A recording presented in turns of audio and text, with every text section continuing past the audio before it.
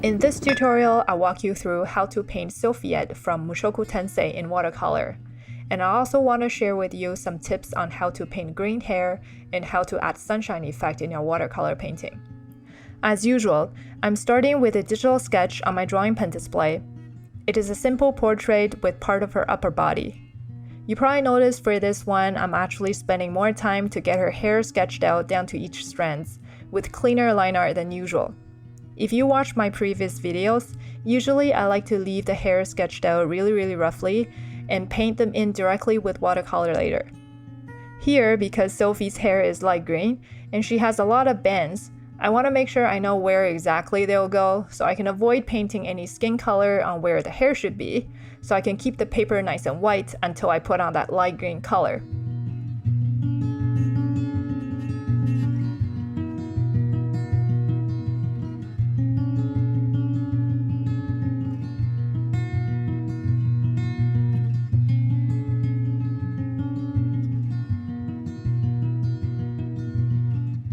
Here my sketch of Sophie is pretty big and it's right up against the edges of the paper.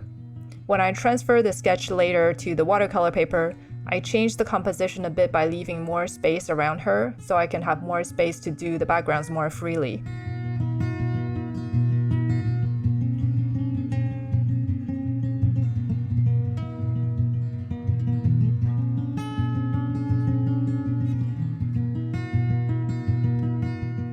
As usual, let's start with the first wash of the skin. Sophie has pretty light colored skin, and I use my usual mix of quinacridone colors from Daniel Smith, which is burnt orange, burnt sienna, and burnt scarlet. To make her a little bit more three-dimensional, I'm putting down more concentrated colors around her eyes to describe her eye sockets, and darker color on her right side of her face to indicate the shadow, because I'm imagining the sun coming from her left side. Don't worry about doing this in one wash. The trick to do a smooth wash for the skin is to be patient and do multiple layers, adding colors to darken it gradually. Also remember to accommodate the light-colored hair, leave her forehead lighter and avoid painting on the hair. We can add shadows around her hair in the end.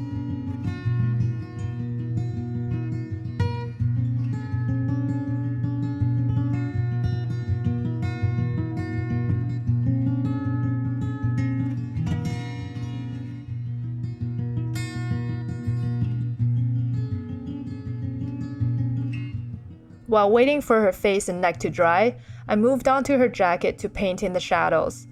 I used a diluted brown here and there and leaving most of the paper white to show that she has a beige jacket. I also want to point out here that I'm avoiding any area that is directly connected to her skin, which means if that area is only separated from her skin by a very thin pencil line, I would avoid painting that area for now and wait until the skin is completely dry.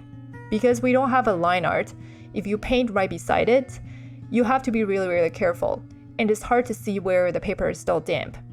If you accidentally connect it to the damp area, the paint you just put down will run into the skin and leave a very unpleasant watermark.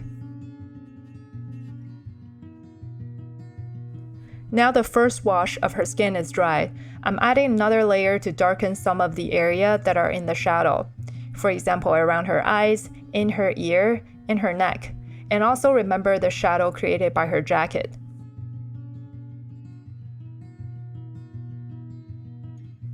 Now I'm pretty happy with how the skin looks, and it's completely dry. Let's move on to her hair.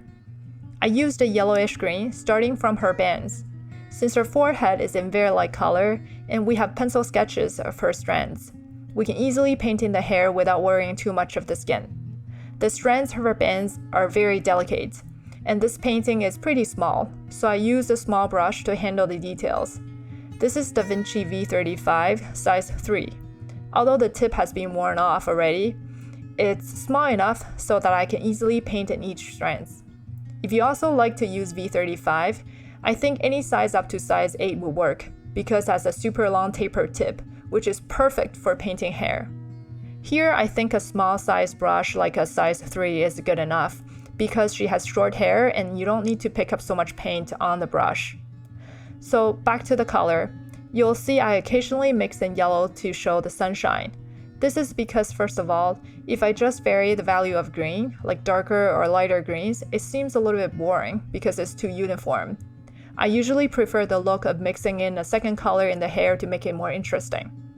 And secondly, I wanted the painting to look like that she's in the sunshine in nice summer weather, so I added more yellow to her left side, where her hair is directly under the sun. I'm also adding the same yellow in the background to gel the whole painting together.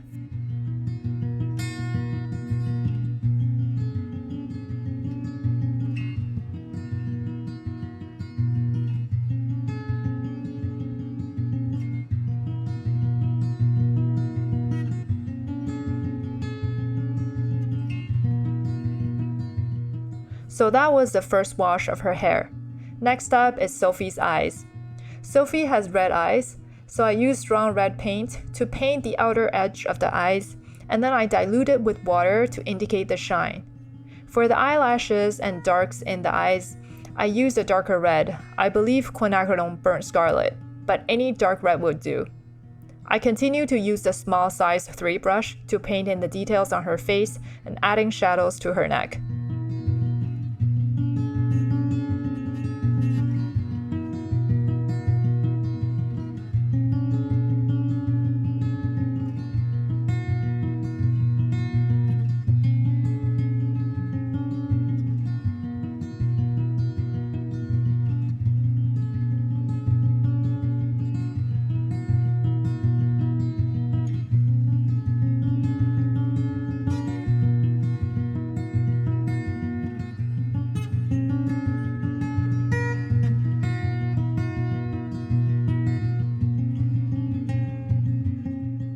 Now, to add details to her hair, I grab my rigger brush to use along with the size 3 small brush.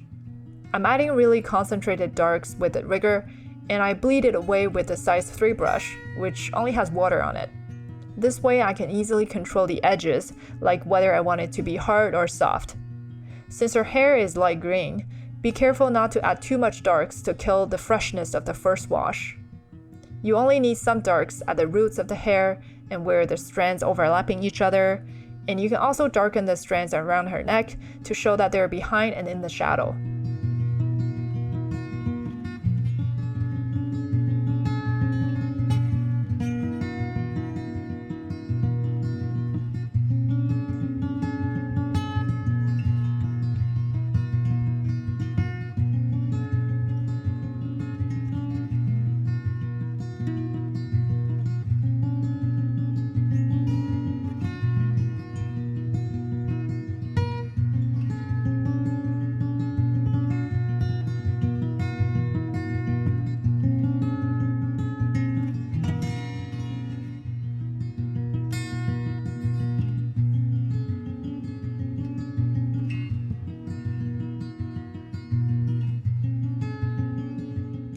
Now that we are at a later stage of the painting, I started to add darks and details on her jacket.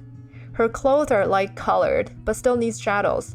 To make sure it looks like a light beige jacket, I focused on adding shadows only where the deep folds are, and was very careful not to cover all the white that I have left from the beginning, to show the highlight of the jacket.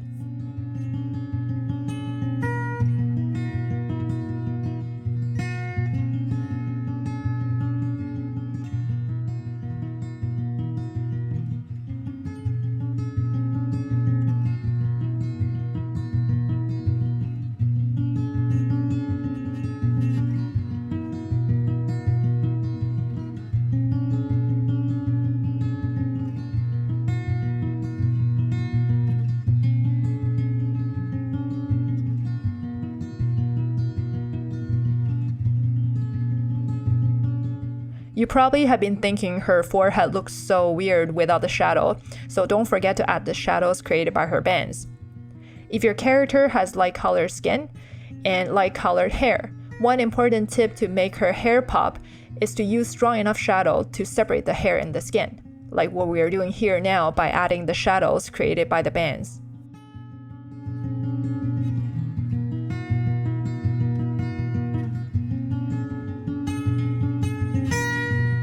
For the background, to make it look like it's full of sunshine, like in a nice summer weather, maybe she's out on the grass, I use a yellow color on her left side, while on her right side, where the shadow is, I added more green, same color as her hair, to harmonize the whole painting. And you don't need to be too tidy here. The sunshine should spill everywhere, on her hair, on her jacket. We have already added yellow to her hair, so you can add it to her jacket now. Be bold with your brush strokes and don't worry about the edges. I think the dry brush marks creates very interesting texture to the jacket. And also, I'm varying the strength of the color and tilting the paper to create interesting patterns for the background.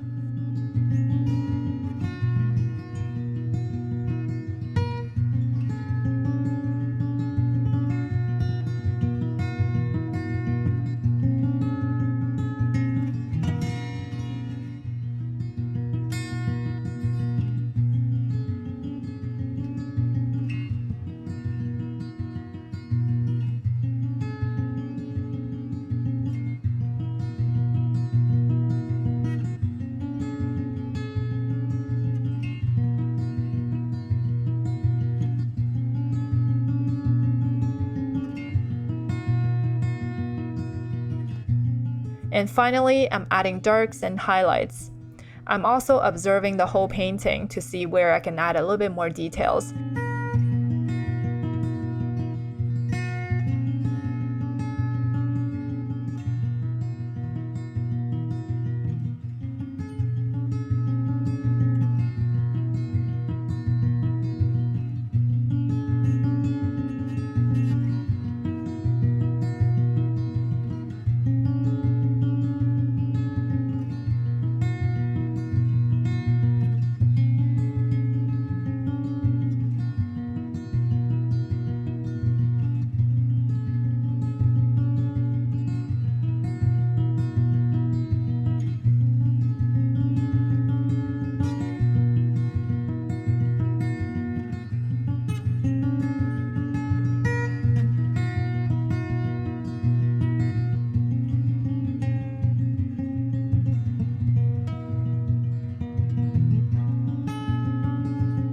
So this is how I painted Sophie, and also my tips on painting light colored hair and a sunny background. If you have any questions or like to see more contents like this, leave me some comments below. And don't forget to like this video and subscribe to my channel. Thank you for watching and see you next time.